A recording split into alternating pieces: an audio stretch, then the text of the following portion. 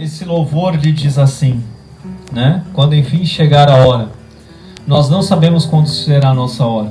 Nós não sabemos quando encontraremos o Pai mediante a morte. Sabemos que ela é certa, mas precisamos estar preparados para o dia de hoje. E se nós falecêssemos hoje? E se hoje for a minha última pregação? E se hoje for o seu último culto aqui? Lembre-se, você vai encontrar Jesus. Você vai encontrar Jesus. A pergunta é, você vai mesmo? Você está com Jesus na sua vida? Está mesmo? Se está, amém, é motivo de alegria. Se não está, é motivo de busca, de preocupação. Sempre é um motivo de busca. Sempre. Glória a Deus. Glória, glória a Deus. Glória a Deus. Vamos orar mais uma vez. Senhor amado Pai, Tu és bom e a Sua misericórdia dura para sempre. Hoje estamos aqui por conta da Tua misericórdia. Apenas e tão somente a Tua misericórdia nos trouxe até aqui. Nós louvamos e exaltamos o Teu nome pela Sua misericórdia. E por isso clamamos, ó Pai, que o Teu Espírito Santo seja derramado agora, nesta pregação. E que o Senhor fale a Tua igreja. E que haja fogo do céu consumindo todo o altar do nosso coração. O templo que somos nós, que tantos batem no peito. Senhor, isso deve nos trazer temor e tremor, porque o fogo do altar deve estar sempre aceso, o sacrifício sempre deve estar acontecendo. Ah, Senhor, perdoa todas as vezes que nós não mantemos uma rotina como um templo de oração, de sacrifício, de louvor, de adoração, de luz, de pão, de todas as coisas, de ter o Santo dos Santos dentro de nós, de ter comunicação com o Senhor. Perdoa-nos, ó Pai. Por isso, neste momento, Senhor, que a Tua palavra venha nos trazer vida, vivifica a Tua igreja através dessa palavra. Toma o Teu servo nas Tuas mãos, apenas um instrumento nas Tuas mãos, e que o Teu povo veja a Tua glória. Manifesta a Tua glória para que todos temam o Senhor. O Senhor, eis-me aqui, Pai, faça-me como a Tua vontade, e o Teu povo veja a Tua vontade, e que o meu ser não atrapalhe o agir do Espírito Santo. Maranata, a hora vem, Senhor Jesus, em nome de Jesus, amém. Glória a Deus. Vamos ficar de pé para a leitura bíblica. Vamos abrir nossas Bíblias em 2 Reis, capítulo 22, de 10 a 13, num primeiro momento. 2 Reis, capítulo 22, de 10 a 13. Também Safã, o escrivão, fez saber ao rei, dizendo: o sacerdote Ilquias me deu um livro, e Safã o leu diante do rei. Sucedeu, pois, que, ouvindo o rei as palavras do livro da lei, rasgou as suas vestes, e o rei mandou a Ilquias, o sacerdote, a Aicão, filho de Safã, e a Aquibor, filho de Micaias, e a Safã, o escrivão, e a Asaías, o servo do rei, dizendo: ide, consultai o Senhor por mim, pelo povo e por todo Judá, acerca das palavras deste livro que se achou, porque grande é o furor do Senhor, que se acendeu contra nós, porquanto nossos pais não deram ouvidos às palavras deste livro, para fazerem conforme tudo quanto acerca de nós está escrito. Glória a Deus. Podemos nos assentar. Portanto, irmãos, eu estava em oração, e se Deus assim abençoar, e for da vontade dele, será: o meu povo não quer o meu avivamento. E o início do avivamento, o começo é na tristeza. O modo de Deus de fazer um avivamento começa pela tristeza. Tristeza. Guarde essa palavra no seu coração. Estamos em um momento da igreja o qual somente pode nos causar tristeza. Mas vamos ver o que aconteceu aqui. Josias, estamos lendo a respeito do rei Josias. E nos versículos iniciais do capítulo 22, mostra-nos que Josias já tinha começado a instruir e executar as reformas em Judá. Leia comigo versículos de 2 a 5, aí do mesmo capítulo, por favor. Diz assim a palavra do Senhor: e fez o que era reto aos olhos do Senhor, e andou em todo o caminho de Davi seu pai, e não se apartou dele, nem para a direita e nem para a esquerda. Sucedeu que no ano 18º do rei Josias, o rei mandou ao escrivão Safã, filho de Azalias, filho de Mesulão, à casa do Senhor, dizendo: sobe a Ilquias, o sumo sacerdote, para que tome o dinheiro que se trouxe à casa do Senhor, o qual os guardas do umbral da porta ajuntaram do povo, e que o deem na mão dos que têm cargo da obra e estão encarregados da casa do Senhor, para que o deem àqueles que fazem a obra que há na casa do Senhor, para repararem as fendas da casa. Então, Josias começa uma reforma do templo que estava abandonado por conta da ausência de adoração ao Deus vivo. E essa reforma, ela vem reformando, reconstruindo, trazendo toda a rotina de adoração de volta a ser diária, a ser temida, a ser feita com zelo. Ele remove ídolos e santuários pagãos, buscando restaurar, centralizar a adoração a Deus e centralizar esta adoração no local correto escolhido por Deus, lá no templo de Jerusalém. Pois bem, e aí, sempre no intuito de extinguir as falsas adorações e idolatrias inseridas também dentro do templo e no coração de Israel, Josias começa uma reforma de trazer toda a nação a adorar apenas a Deus. Lembrando que Manassés era o seu vô, e o seu vô foi muito idólatra. Depois, no final da vida, ele se arrepende, ele encontra o perdão de Deus. Isso é muito importante, que mediante o arrependimento, se os irmãos depois puderem lerem a história do rei Manassés, ela é muito triste, ela é terrível, mas mesmo assim Deus o perdoa. E depois o pai de Josias, ele não vai pelo mesmo caminho, mas Josias resolve ir pelo caminho do Senhor. E em uma atitude ele começa a reformar o templo de maneira física, para chamar o povo, para que aquilo chamasse a atenção do povo, para adorar apenas ao nosso Deus. Uma reforma física e também espiritual. Tá bem? E isso se manifestou algo absurdo. Algo absurdo. E até hoje é algo assim chocante. Eu acho que essa é a palavra, chocante. Que a palavra de Deus estivesse esquecida e enterrada em uma parede no local do templo. Naquela época era muito comum, dentre todos os povos daquela localidade, começarem uma construção enterrando, guardando, colocando alguma coisa que trouxesse a memória do porquê aquilo era construído. Então, tanto na Mesopotâmia, no Egito, em vários locais, era comum eles enterrarem ou fazerem a fundação de um lugar a partir de uma estela, que é uma pedra com gravações acerca do porquê aquilo estava sendo construído. Inclusive, no Egito era comum eles construírem com todas as designações do projeto até. Que se um dia alguém quisesse reformar, encontraria o projeto ali para poder reformar em cima desse projeto. Mas lembrando que isso era um costume muito antigo e pagão. Que eu me lembre, o templo de Jerusalém não foi construído dessa maneira. Mas era costume eles guardarem alguns pergaminhos dentro das paredes, guardarem coisas, esconderem coisas. Eu já estudei isso recentemente, um tempo atrás, de que provavelmente este pergaminho foi guardado ali, escondido, devido a alguma provável perseguição anterior, alguma apostasia de algum rei anterior, até mesmo de Manassés. Alguém escondeu ali a fim de preservar aquele pergaminho. Tá bem? Então o pergaminho encontrado, ele foi provavelmente o livro completo ou parte de Deuteronômio. Inclusive é o livro que estamos estudando ao longo desse mês e queremos muito terminá-lo muito em breve. E é um convite que eu deixo aos amados irmãos para toda sexta-feira às 8h30 da noite nos acompanharem. Tá bem? Sábado agora mudou. Já nesse sábado já muda? A partir do dia 8 já vai mudar. Então é na outra semana. Tá bem, essa semana ainda nós teremos o estudo à sexta-feira às 8h30, mas na outra semana será os sábados acho que às 7h30 ou 8h30? 8h30, tá bem?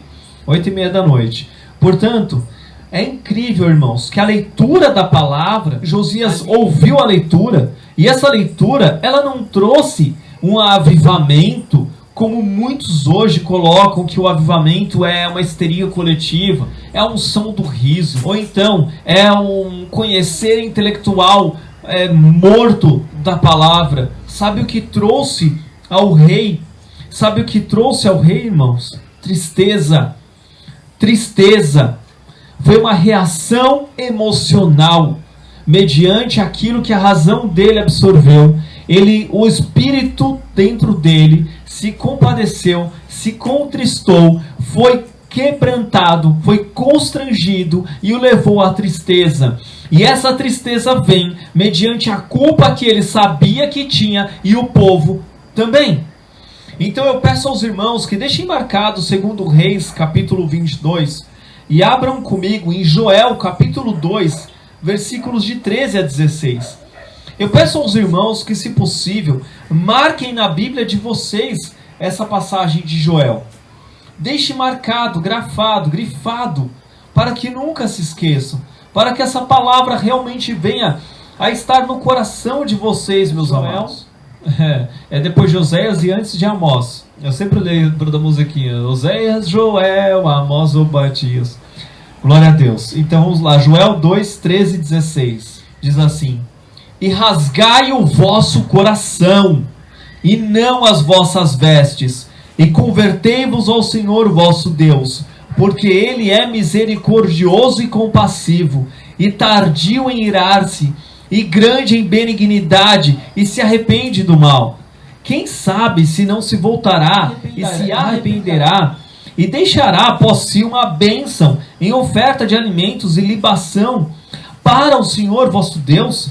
Tocai a trombeta em Sião, santificai um jejum, convocai uma assembleia solene.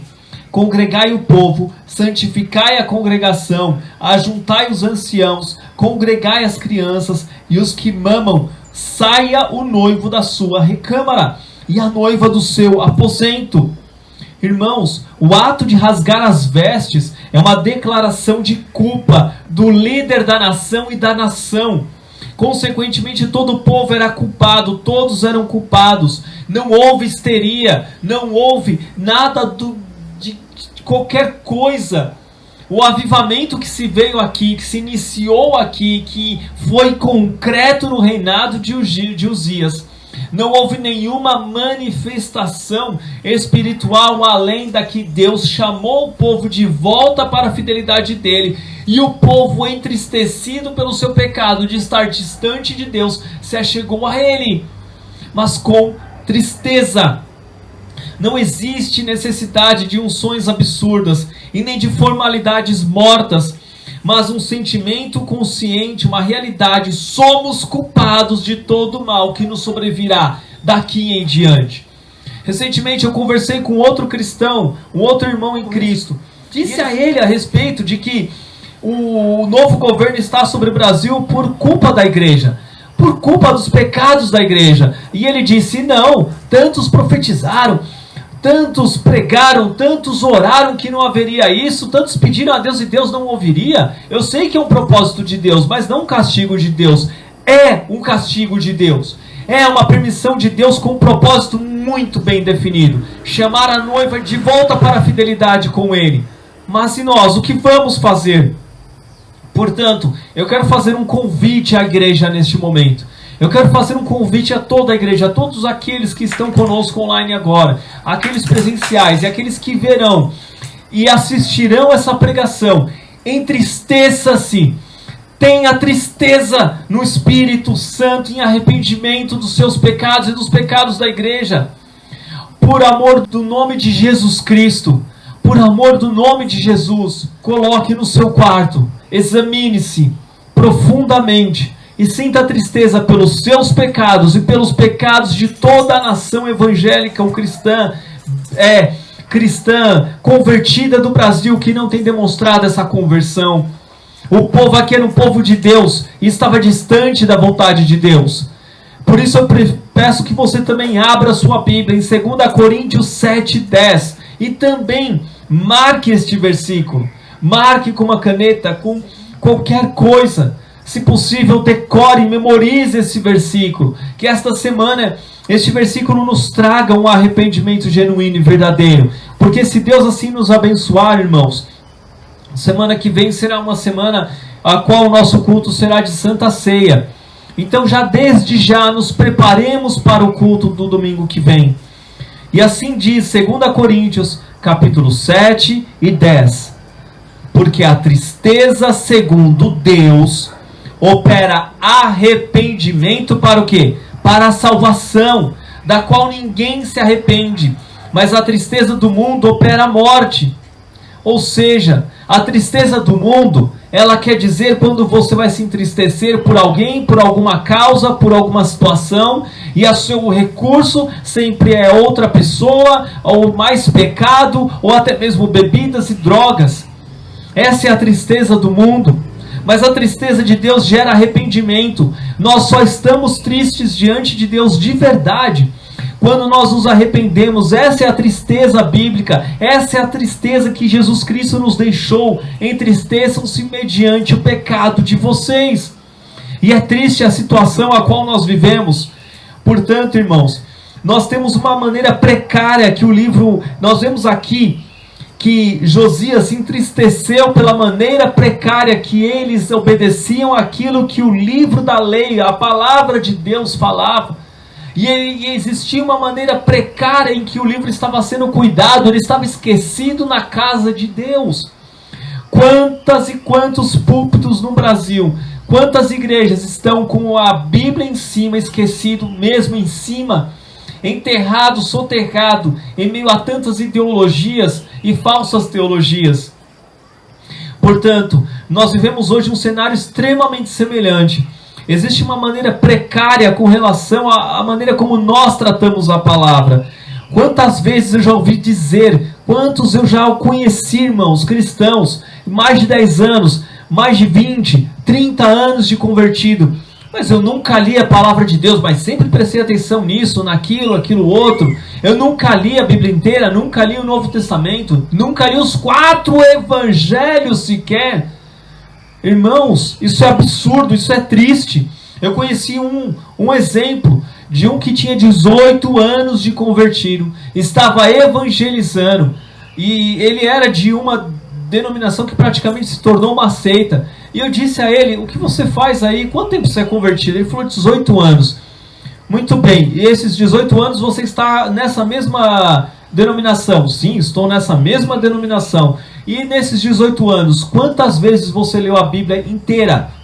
Ele disse, nenhuma. É absurdo isso. É um absurdo. Isso é triste. Isso é lamentável. E agora eu quero trazer 2 notícias para ilustrar isso à nossa época. Não somente na época de Josias, onde o livro estava enterrado e esquecido, mas hoje em dia. Existiram algumas pesquisas no ano passado com relação aos Estados Unidos. Eu procurei com relação ao Brasil, mas me veio com relação aos Estados Unidos. Mas creio que o Brasil é pior, porque querendo ou não, os Estados Unidos eles já têm mais cultura de leitura e já é um país que é mais evangélico cristão, dentro dos parâmetros da reforma, não o catolicismo. Mas vamos lá. A manchete da notícia diz assim: alerta, 26 milhões de pessoas pararam de ler a Bíblia regularmente durante a Covid-19. 26 milhões de pessoas pararam, cessaram, acabaram. Não estão mais lendo a palavra do Senhor. Mesmo em meio a uma pandemia, que ficaram trancados dentro de casa, onde deveriam buscar mais a Deus, não estavam buscando a Deus. O declínio acentuado pode estar relacionado à queda na frequência à igreja. Ou seja, olha aqui um outro indicativo do que o esfriamento de não estarmos congregando pode nos levar. A falta de leitura bíblica. A falta de leitura da palavra. Essa notícia é de maio de 2022.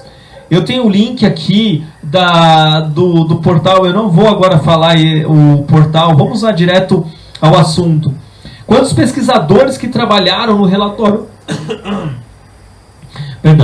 Quantos pesquisadores que trabalharam no relatório anual Estado da Bíblia, da Sociedade Bíblica Americana, viram as estatísticas de pesquisa deste ano, acharam difícil acreditar nos resultados. Os dados dizem que cerca de 26 milhões de pessoas tinham praticamente ou completamente parado de ler a Bíblia. Em 2021, cerca de 50% dos americanos disseram que liam a Bíblia por conta própria, pelo menos de 3 a 4 vezes por ano. Essa taxa negativa é mais ou menos estável desde 2011. Já é pouco, já é baixo, mas piorou ainda. Em 2022, porém, caiu 11 pontos. Agora, apenas 39% dizem que leem a Bíblia inteira várias vezes por ano ou que a leem mais. é o maior e mais acentuado declínio já registrado. De acordo com o 12º relatório anual, também não foram apenas os leitores ocasionais das Escrituras que não abriram tanto suas Bíblias em 2022, mais de 13 milhões de leitores da Bíblia mais engajados, assim classificados pela baixa de leitura, pelos sentimentos de conexão com Deus e pelo impacto das decisões do dia a dia, disse ter lido menos a palavra de Deus. Sabe o que está dizendo aqui? Que assim, aqueles que já liam normalmente já estão lendo menos, e aqueles que liam mais, aqueles mais dedicados, eles também estão lendo menos. Atualmente, apenas 10% dos americanos relatam ler diariamente a Bíblia antes da pandemia. Esse número era de aproximadamente 14%. Caiu muito. Uma outra reportagem: leitura da Bíblia atinge baixa histórica. Pesquisa revela que cristãos estão menos engajados. Pesquisa americana registra o número de evangélicos que leem a Bíblia com frequência. Resultado, é o menor desde 2011. Segundo os novos dados do State of Bible Survey da Sociedade Bíblica Americana, a queda do número de cristãos que leem a palavra de Deus foi de 10 pontos percentuais. Aqui. A pesquisa revelara que a porcentagem de adultos americanos que são engajados na leitura da Bíblia foi 49% para 39%. Ou seja, irmãos, caiu muito, muito, muito em um país que já tem a cultura de leitura, inclusive da palavra. Qualquer material que nós pesquisarmos em português, às vezes fica difícil o encontro. Mas quando você coloca em inglês, você acha muito mais material, inclusive da palavra. Portanto, se enquanto havia pandemia, onde estávamos mais propícios para ler, tínhamos mais tempo, não fizemos, imagina quando está tudo bem. Imagina agora. A Bíblia está enterrada em nossas casas, a Bíblia está enterrada nos púlpitos, a Bíblia está enterrada nos bancos, a Bíblia está escondida, portanto ela está esquecida. Portanto, irmãos, a palavra nos traz o que? A palavra tristeza. A palavra tristeza. Lá em 2 Coríntios, como eu li, no capítulo 7, 10, a palavra tristeza do grego, ela é lip. Tristeza, dor, angústia, aborrecimento, aflição, pesar de lamentação de pessoas enlutadas. Amados, essas notícias devem nos trazer tristeza. Essa notícia deve nos trazer tristeza tanto pelos outros quanto por nós. Qual o seu nível de leitura? Como está a sua leitura bíblica? Só isso, irmãos, só esse escândalo da falta de leitura bíblica do povo de Deus já deve nos trazer tristeza. Josias, voltando agora para o texto em 2 Reis, capítulo 22. Josias rasgou as suas vestes. Ele rasgou, ele chamou o povo todo a se entristecer com ele. Portanto, irmãos, eu chamo todo um povo, uma nação evangélica, a se entristecer por tantos e tantos escândalos, por tantas coisas devido ao esquecimento da palavra. Tudo isso nos sobrevém por conta do esquecimento da palavra. Ela tem sido diariamente esquecida. Fala-se muito em avivamento.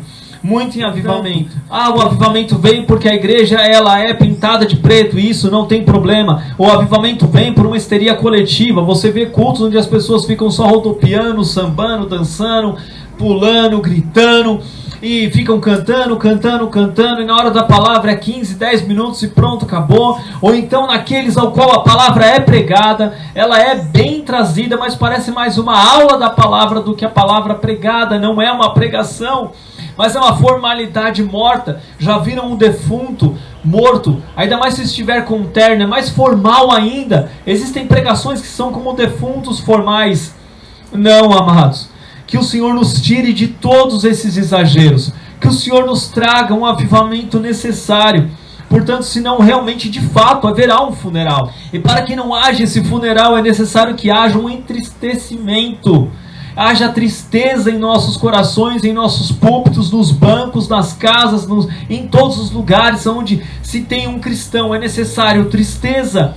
Precisamos de um avivamento, mas precisamos de uma tristeza primeiramente. Precisamos entender, precisamos ler a palavra todo santo dia. Nós temos um plano de leitura anual. Eu convido você que não tem um plano, por favor, pegue o nosso, nos procure, entre no site da Igreja Bíblica Cristã, baixe o seu, enfim, irmãos, existem N ferramentas. Se você não quer o nosso plano, amém, fique à vontade, mas tome um plano de leitura e siga-o diligentemente todos os dias. Nós damos importância para tantas coisas durante o dia e todos os dias, e não damos importância para a palavra. Só tem alguma pessoa, só tem um ser que fica feliz quando nós não lemos a palavra, ou quando nós negligenciamos. Esse ser é Satanás e seus demônios. O inferno está contente quando nós não lemos. O inferno fica contente quando nós não oramos. O inferno fica contente quando você toma uma decisão, mesmo sem paz no coração, mesmo sem buscar a Deus. E é isso que o inferno quer, que você peque contra Deus. E você vai pecar se não conhecer a palavra. O meu povo peca por falta de entendimento, por falta de conhecimento das Escrituras. Quantos e quantos eu tenho visto, tanto ovelhas quanto pastores. A ovelha fala, bem, o meu pastor diz assim, assim, assado. E o pastor fala uma coisa contrária à palavra, e ela também não fala o que a palavra fala. E quantos eu tenho visto, tristemente, dizerem o que eu vejo nessa palavra, o que eu sinto dessa palavra, como eu vejo, não como está escrito, seguindo o exemplo do nosso Senhor Jesus. Jesus apenas disse, está escrito. Está escrito. Não adapte a palavra à tua vontade. Não queira a tua vontade na palavra, mas queira a vontade da palavra. Não se deixe enganar pela sua própria vontade, meu irmão. Conheça a palavra. Ela vai contra a sua vontade, porque a sua vontade é carnal. Portanto, o homem espiritual, ele discerne as coisas espirituais, e ele vai querer mais espiritual, mais de Deus, mais de Jesus. E assim nós devemos ser. Portanto, eu gostaria muito que essa palavra alcançasse milhões de pessoas, para que houvesse milhões de arrependimentos necessários na igreja brasileira, para que os púlpitos desenterrem as suas Bíblias, para que haja verdadeiramente um avivamento. Por favor, irmãos, vamos nos entristecer, vamos clamar ao Senhor. Vamos clamar ao Senhor para que essa histeria coletiva ela acabe, para que essa frieza formal ou espiritual de tantas outras igrejas acabe, porque se isso continuar, irmãos, nós vamos experimentar a ira de Deus. Deus castigará a igreja e o Brasil, assim como já começou, já se iniciou. Um avivamento é necessário? Sim, mas não para uma igreja imatura, que não amadurece na palavra, mas quer amadurecer em sentimentos, circunstâncias e ideologias. Não, não é isso. Não é isso. Olhemos para a palavra. A palavra nos traz a tristeza. Josias, ele ficou triste com aquilo. Ele ficou extremamente triste. O versículo 11 diz: sucedeu, pois, que ouvindo o rei as palavras... Versículo 11 de 2 Reis 22. Sucedeu, pois, que ouvindo o rei as palavras do livro da lei, rasgou as suas vestes. E o rei mandou a Ilquias, o sacerdote, a Aicão, filho de Safã, a Aquibor, filho de Micaias, a Safão, o escrivão, e a Azaias, o servo do rei, dizendo: ide consultai o Senhor por mim. Irmãos, naquela época era muito comum procurar um profeta para saber a vontade de Deus. Era muito, muito comum. Era esse o modo como eles buscavam. E ele continua: pelo povo e por todo Judá, acerca das palavras deste livro que se achou, porque grande é o furor do Senhor. Deus é um Deus de ira, e ele continua sendo o mesmo ontem, hoje e sempre. Deus é um Deus de furor, que irá castigar o seu povo que não está com a sua palavra. E ele continua: que se acendeu contra nós. Irmãos, se acendeu a ira de Deus contra o Brasil. Se acendeu. Não há necessidade de uma visão megalomaníaca. Não há necessidade de um teatro para dizer que isso é um fato. Porquanto nossos pais não deram ouvidos às palavras deste livro. O quanto a igreja brasileira não tem dado ouvidos às palavras ouvido às palavras deste livro, as palavras da Bíblia. E ele continua: para fazerem conforme tudo quanto acerca de nós está escrito. Eu vou parar aqui. Se Deus assim quiser, se for a vontade de Deus, nós vamos continuar meditando ainda no restante dessa passagem, no restante desse momento histórico necessário de um exemplo para nós. Mas, irmãos, exatamente isso. A ira do Senhor se acendeu contra nós. E somente a tristeza do arrependimento pode apagar essa ira, pode aplacar essa ira, pode fazer com que essa ira cesse, ela passe, ela seja tardia. Mas, no entanto, o que nos espera não são boas coisas. Não são. Nós precisamos nos arrepender. Nós precisamos amar, temer e tremer diante do Senhor. Mais e mais.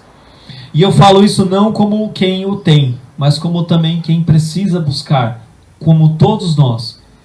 Portanto, eu te convido agora a ficar de pé para orarmos, para que o Senhor nos ajude e nos prepare para o retorno dele, e que essa tristeza que precisamos sentir, que venhamos vivê-la poderosamente, em verdade e espírito. Amém? Glória a Deus. Senhor Deus, em nome de Jesus, nós pedimos perdão, Pai. Nós pedimos perdão. Nós pedimos perdão, Pai, por tudo que não temos feito para o Senhor. A começar por uma leitura bíblica diligente, perseverante, disciplinada da Tua Palavra. A começar, ó Pai, por conhecer a Tua Palavra pelo que Tu és, não pelo que nós queremos. A começar pela falta de quebrantamento mediante a Sua Palavra. Senhor, nós pedimos perdão. Nós lhe pedimos perdão, Senhor. Pedimos perdão, Pai, por tantas igrejas as quais os púlpitos estão com com a Tua Palavra enterrada. Por mais que ela esteja aberta ali, é como se houvesse, Senhor Deus, um disco de platina, de bronze, de pedra, barrando, Senhor Deus, uma leitura genuína, verdadeira. É como se houvesse um disco de vaidades. Ah, Senhor, quantos de nós pregamos pela vaidade, com vaidade? Quantas igrejas são abertas pela vaidade? Quantos se achegam a pregar pela vaidade? Quantos te buscam nos bancos pela vaidade? Perdão, Senhor, perdão. Nós pedimos perdão, Senhor. Nós nos colocamos diante do Senhor, ó Pai, clamando que o Senhor abra os nossos olhos para te ver. Que o Senhor venha adestrar os nossos corações, as nossas mãos, os nossos pés para te buscar, como Tu és, como o Senhor quer. E que assim como o rei Josias, ó Pai, faz brotar, traz uma torrente, Pai amado, uma chuva serôdia sobre o Brasil, sobre a igreja brasileira, de tristeza e angústia pelo distanciamento da Tua Palavra. Senhor, que em nome de Jesus Cristo, haja uma tristeza no Brasil pelo distanciamento da Tua Palavra, a começar por nós, ó Pai. Pai, em nome de Jesus, traga lágrimas aos nossos olhos e ao nosso coração. Aqueles que têm o coração mais endurecido, assim até mesmo como eu, que dificilmente chora, que hajam torrentes de lágrimas. Aqueles homens, mulheres e crianças, que todos chorem por esse pecado, que todos clamem, Pai amado, em lágrimas e angústia. Assim, Senhor Deus, como Raquel, a esposa de Jacó, Pai, ela declarou ao seu marido: dá-me filhos, senão morrerei. Senhor, dá-nos essa tristeza, senão morreremos, como um corpo leproso que não sente mais as dores e está completamente putréfado, está esperando a morte. Não, Senhor, que não sejamos assim, Senhor, mas dá-nos essa tristeza. Dá-nos essa tristeza, dá-nos essa angústia e dá-nos filhos, ó Pai, senão morreremos. Dá-me filhos, ó Pai, senão morrerei. Filhos espirituais, igrejas avançando, que todo projeto Quero Congregar venha a crescer, que mais e mais pessoas se acheguem a todas as igrejas, que as pessoas venham a congregar, elas venham a estar presencialmente, aquelas que podem. E Pai, prepara aqueles que estão online, aqueles que não têm uma igreja próximo de si. Levanta-te, Senhor, Levanta-te, Senhor, e reúna nestes locais. Levanta-te, Senhor, em nome de Jesus. Tenha misericórdia do Brasil. Traga o avivamento daqueles que te buscam verdadeiramente. Senhor, em nome de Jesus, que o projeto Quero Congregar, ele cresça. Não em número, não, Senhor Deus, mas cresça em espiritualidade, no Espírito Santo. E que muitos que estão dispersos se acheguem. E que muitos locais onde não existam, formem-se as igrejas. Forme, Pai, igrejas neste Brasil. Forme igrejas neste Brasil. Sustenta o teu servo Alan e todos os pastores deste projeto. Nós nascemos, ó Pai, nós viemos à existência por conta da tua misericórdia sobre uma igreja, Senhor, apóstata. E portanto pedimos, ó Pai, continue conduzindo este projeto poderosamente, para que o teu nome seja glorificado e muitos venham a se achegar, muitos perdidos estejam debaixo das suas asas, no nome poderoso de Jesus Cristo. Abençoe aqueles irmãos que estão acompanhando online, que estão distantes de um corpo. Abençoe para que se formem igrejas, e aqueles que podem ir até algum local de culto, Pai, alguma igreja, que eles vão, Senhor. Que o Senhor prepare, que o Senhor ministre, que o Senhor transforme, que o Senhor toque, e que o Senhor nos traga o avivamento do Senhor em nossos corações, para a glória do seu nome, em nome de Jesus. Amém. Glória a Deus.